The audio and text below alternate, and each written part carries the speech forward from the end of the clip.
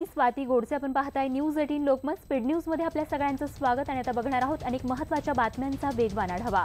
नवी मुंबईच्या ऐरोली जवळच्या गोठिवली गावात फरसाण बनवणाऱ्या कारखान्यावरती एफडीएने छापा टाकलाय। इथे वापरलेल्या काळ्या तेलात फरसाण तयार केलं जात होतं। हॉटेलमधलं वापरलेलं तेल जमवून त्यामध्ये केमिकल टाकलं जायचं। या जळलेल्या काळ्या तेलात फरसाण, वेफर्स, चिवडा, फाफडा तयार केला जात होता। या तेलाच्या डब्यांना सील नसल्याचं देखील उघड झालंय। तर कापडाच्या घाणेरड्या चिन्हीनं तेलाच्या डब्याचं तोंड बांधल्याचं या ठिकाणी बघायला मिळालंय। आजपासून 15 ऑगस्ट पर्यंत ताम्हिणी जंगलात भटकंती आणि ट्रेकिंगसाठी मनाई करण्यात आली आहे। ताम्हिणीत पडणारा मुसळधार पाऊस आणि धुक्यामुळे पर्यटकांच्या सुरक्षेसाठी वन विभागाने हा निर्णय घेतलाय। तसंच सुट्टीच्या दिवशी खडकवासला चौपाटी बंद राहणार असून पर्यटकांना या परिसरात गाड्या लावता येणार नाही। रत्नागिरी जिल्ह्यात चिपळूण तालुक्यातील तिवरे धरण फुटून तिवरे गावातील अनेक घरं दुर्घटनाग्रस्त झाली। अनेकांचे संसार यामध्ये उद्ध्वस्त झाले तर अनेकांनी आपला जीवही गमावला। आता याच गावातील दुर्घटनेत उद्ध्वस्त झालेल्यांचे संसार सिद्धिविनायक मंदिर न्यास उभारणार आहे।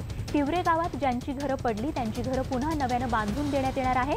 तसंच गृहउपयोगी वस्तू देखील त्यांना दिली जाणार आहे। तितकंच नाही तर तिवरे गावातील शाळा देखील सिद्धिविनायक मंदिर न्यास बांधून देणार आहे। त्यामुळे एक प्रकारे धरणफुटीनं आभाळ कोसळलेल्या तिवरे ग्रामस्थांना बाप्पाने आयुष्याची नवी सुरुवात करण्यासाठी आशीर्वाद दिलाय। व्हीआयपी पास सेवा साई संस्थानं बंद केली आहे। वाढलेल्या गर्दीमुळे साई संस्थानं हा निर्णय घेतलाय। भाविकांची मोठी गर्दी झाली असून जास्तीत जास्त भाविकांना दर्शन घेता यावं म्हणून हा निर्णय घेण्यात आलाय।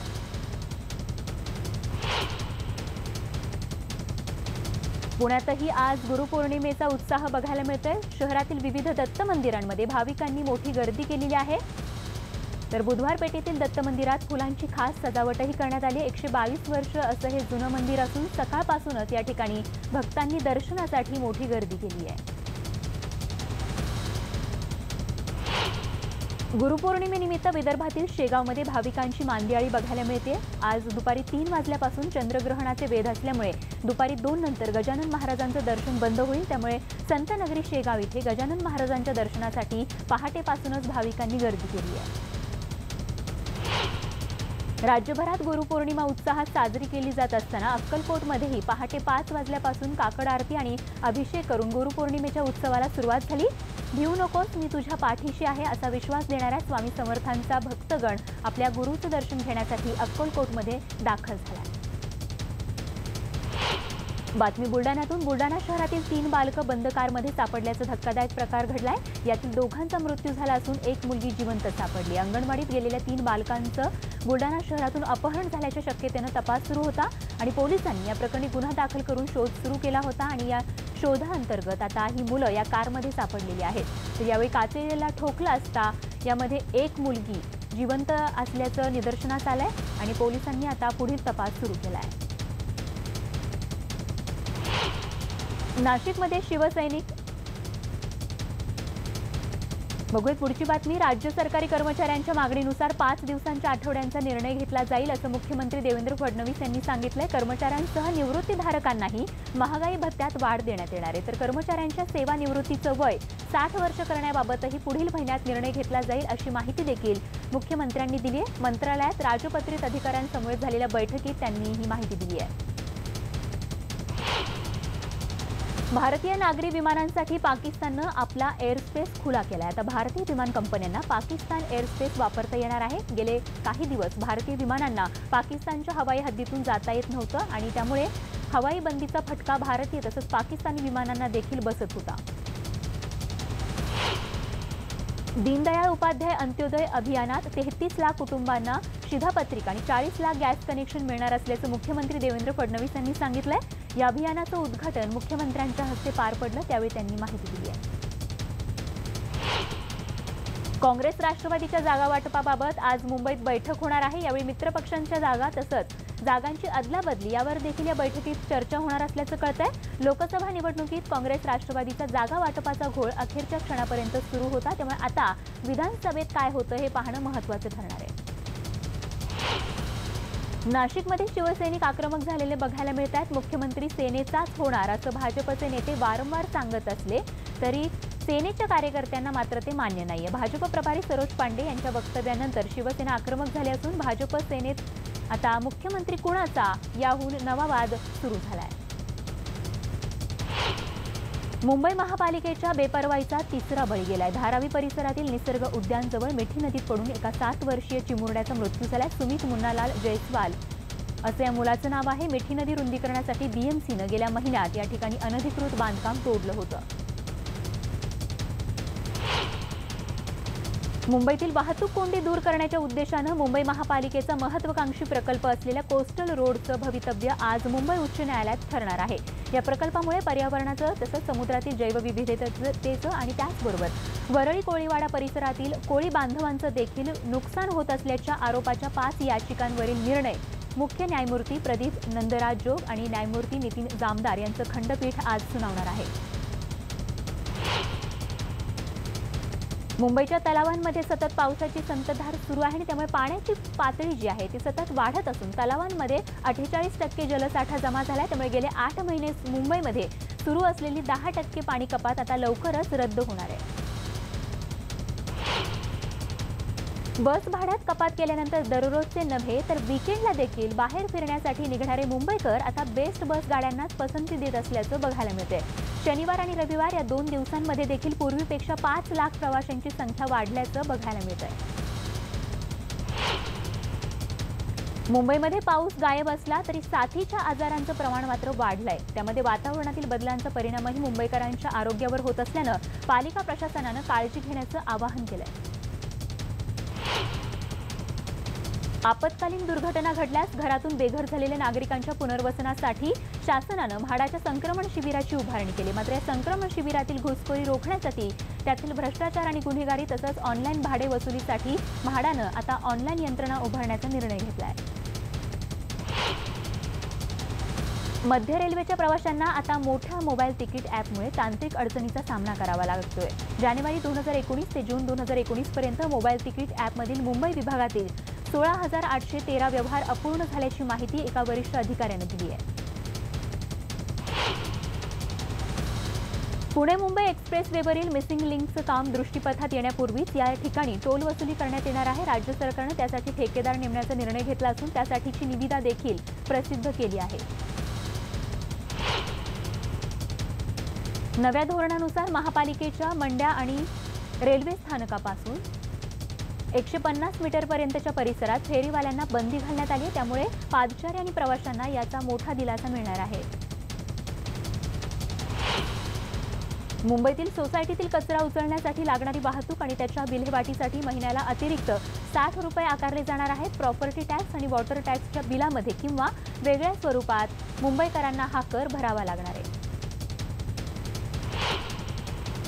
राज्य सरकारनं कायदा दुरुस्ती करून सरसकट सर्व प्रकारच्या हुक्का पार्लरवर बंदी आणल्यानं संबंधित आउटलेट बंद पडलेल्या एका रेस्टॉरंट मालकाला सोमवारी मुंबई उच्च न्यायालयाकडून दिलासा मिळाला। मात्र भविष्यात या रेस्टॉरंटमध्ये तंबाखूयुक्त हुक्क्याचा वापर आढळल्यास प्रशासन त्यावर कायदेशीर कारवाई करू शकते असं देखील न्यायमूर्ती रणजित मोरे आणि न्यायमूर्ती भारती डांगरे यांच्या खंडपीठानं स्पष्ट केलं आहे। जून महिन्याच्या अखेरीस उशिरा दाखल झालेल्या मान्सूननं दमदार आगमन केले, पण गेल्या 2 आठवड्यांपासून हा पाऊस दडी मारून बसलाय। दरम्यान हवामान अभ्यासकांनी आणखीन 20 जुलैपर्यंत पाऊस येणार नसल्याचा अंदाज वर्तवला आहे। राज्यातील 17 जिल्ह्यांमध्ये सरासरीच्या तुलनेत अत्यल्प पाऊस पडलाय। त्यामध्ये मराठवाड्यातील 6 आणि विदर्भातील 9 जिल्ह्यांचा समावेश आहे। तर दुसरीकडे मुंबई उपनगर तसंच पुणे आणि पालघर जिल्ह्यांमध्ये मात्र सरासरीच्या तुलनेत 70%हून अधिक पावसाची नोंद झाल्याचं हवामान विभागाने सांगितलं आहे।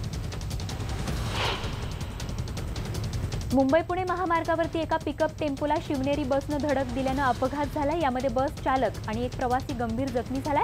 दरम्यान टेम्पोचा टायर अचानक पंक्चर झाल्यानं हा टेम्पो रस्त्यात थांबला होता आणि त्या टेम्पोला मागून येणाऱ्या शिवनेरी बसने धडक दिली, ज्यातून हा अपघात झाला। नौदलाच्या ताफ्यात आणखी 6 पाणबुड्या येण्याची शक्यता आहे आणि त्या दृष्टीनं संरक्षण मंत्रालयानं तयारी सुरू केली। या पाणबुड्या कन्व्हेन्शनल अर्थात पारंपरिक डिझेलवर आधारित श्रेणीतील असणार असल्याची माहिती कळली आहे। मुंबईत राहून निसर्गाचा आनंद लुटण्यासाठी बोरिवलीतील संजय गांधी राष्ट्रीय उद्यानात पर्यटकांची गर्दी होत आहे। रविवारी उद्यानात प्रवेश करणारे पर्यटक, वाहनं, सायकल चालक, शूटिंग आदींमधून एकाच दिवसात तब्बल 13 लाख रुपयांहून अधिक महसूल मिळालाय। पावसासोबत निसर्ग बहरत जाईल, तशी गर्दी देखील आणखी वाढेल अशी माहिती या ठिकाणी देण्यात आली आहे। लहान मुलांमध्ये कॅन्सरचं वाढतं प्रमाण लक्षात घेता कॅन्सरविषयी मदत देणाऱ्या एका संस्थेच्या सहकार्याने जे रुग्णालय प्रशासनानं स्वतंत्र विभाग सुरू करण्याचा निर्णय घेतला। त्यामुळे लवकरच लहान मुलांना अल्प दरात कॅन्सरचे उपचार मिळणार आहेत। उल्हासनगर शहरात ठिकठिकाणी उघडी गटारं सध्या मृत्यूचा सापळा बनली आहेत। मुंबईच्या गोरेगाव विभागात 1.5 वर्षांचा दिव्यांश गटारावर झाकण नसल्यानं त्यात पडला आणि वाहून गेला। 5 दिवस झाले तरी अद्याप या बालकाचा शोध लागू शकलेला नाहीये। त्यामुळे प्रशासन गांभीर्याने या घटनेकडे बघत नसल्याचंच वारंवार समोर येत आहे।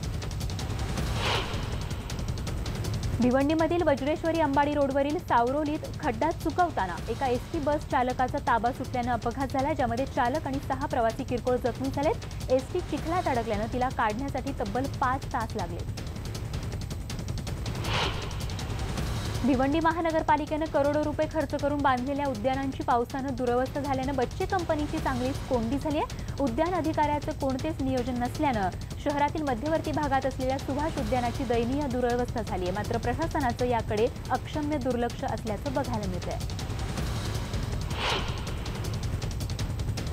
भिवंडीतील वाडा रोडवर पहिल्याच पावसानं रस्त्याची चाळण झाल्यानं अपघाताच्या घटनांमध्ये वाढ झाली आहे। मात्र रोडची देखभाल करणाऱ्या सुप्रीम कंपनीचं दुर्लक्ष होत असल्यानं श्रमजीवी संघटनेनं चक्क खड्डे मोजण्यास सुरुवात केली आहे।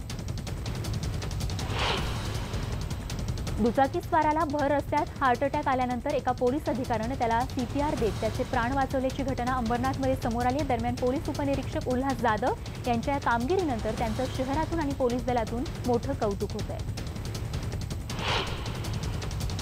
नवी मुंबईमधील गुन्हेगारी टोळ्यांनी पुन्हा आपलं डोकं वर काढले। भांडूपमधील 2 टोळ्यांनी नवी मुंबईमध्ये फायरिंग केल्याची घटना घडली। या घटनेत सुदैवानं कोणीही जखमी झालं नसलं तरी ऐरोली परिसरात सध्या भीतीचं वातावरण आहे। सीसीटीव्हीच्या आधारे पोलीस अधिक तपास करतायत। पुणे विमानतळावर 18,90,000चं सोनं जप्त करण्यात आले। या प्रकरणी महिला प्रवाशाविरोधात कस्टम विभागानं कारवाई केली आहे।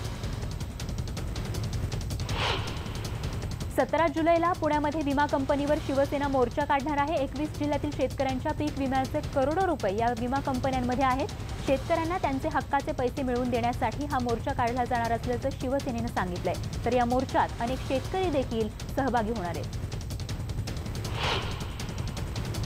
मुळामुठा नदी जलपर्णीचे साम्राज्य आहे आणि त्याच्याच विरोधात नागरिकांनी प्रचंड तक्रारी केल्या होत्या आणि म्हणून महापालिकेनं जलपर्णी काढण्याच्या कामाला सुरुवात केली। पण स्मार्ट पुणे महापालिकेचे कर्मचारी स्मार्टपणे काम करताना बघायला मिळतात। नदीच्या एका बाजूने जलपर्णी काढली जाते तर तिथेच नदीच्या दुसऱ्या बाजूला ती टाकली जाते। त्यामुळे हे नेमकं कोणत्या प्रकारचं काम आहे असं स्थानिक नागरिक विचारतात। पुण्यात वाहन तोडफोडीचं सत्र सुरूच आहे। हडपसरमधल्या डीपी रस्त्यावर मध्यरात्री अज्ञात लोकांकडून मोठ्या प्रमाणात गाड्यांची तोडफोड करण्यात आली आहे। या प्रकरणी वाहन चालक तक्रार दाखल करणार आहेत। सक्तीच्या कर्जवसुली विरोधात स्वाभिमानी शेतकरी संघटना आक्रमक झाली आहे आणि जिल्हा बँक प्रवेशद्वार त्यांनी रोखलंय। कार्यकर्त्यांनी कोणत्याही कर्मचाऱ्याला आत जाण्यास आणि जे आत असतील त्यांना बाहेर पडण्यास मज्जाव केला। महाराष्ट्र पतसंस्था फेडरेशननं जिल्हा बँक आवारात आंदोलन केलं। जिल्ह्यातील पतसंस्था डबघाईला आल्या असल्यानं नागरिकांच्या 310 कोटींच्या ठेवी अडकल्यात। रिझर्व्ह फंड द्यायला जिल्हा बँक असमर्थ आहे। त्यामुळे पैसे द्या नाहीतर खुर्च्या खाली करा अशी जोरदार घोषणाबाजी करत हे आंदोलन या ठिकाणी करण्यात आलं। नाशिकमध्ये मुस्लिम समाजानं मोर्चा काढला। बहुजन मुस्लिम संघर्ष समितीच्या वतीनं चौक मंडईपासून या मोर्चाला सुरुवात करण्यात आली। यावेळी अनेक मुस्लिम बांधव या मोर्चात सहभागी झाले होते। नाशिक जिल्ह्यातील सप्तशृंगी गडावरती चक्क पतीनं आपल्या पत्नीला सतीच्या कड्यात ढकलून दिलं। या घटनेत दुर्दैवी पत्नीचा मृत्यू झालाय। दरम्यान पोलिसांनी आरोपी पतीला ताब्यात घेतलंय।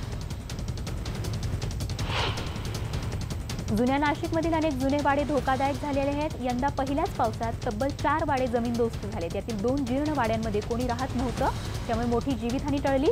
तर 2 वाडे तात्काळ खाली केल्यानं सुदैवानं कोणतीही जीवितहानी झालेली नाहीये। अनेक धोकादायक वाड्यांमध्ये अजूनही रहिवासी जीव मुठीत घेऊन राहत आहेत। त्यामुळे पालिकेनं त्वरित कारवाई करण्याची गरज आहे।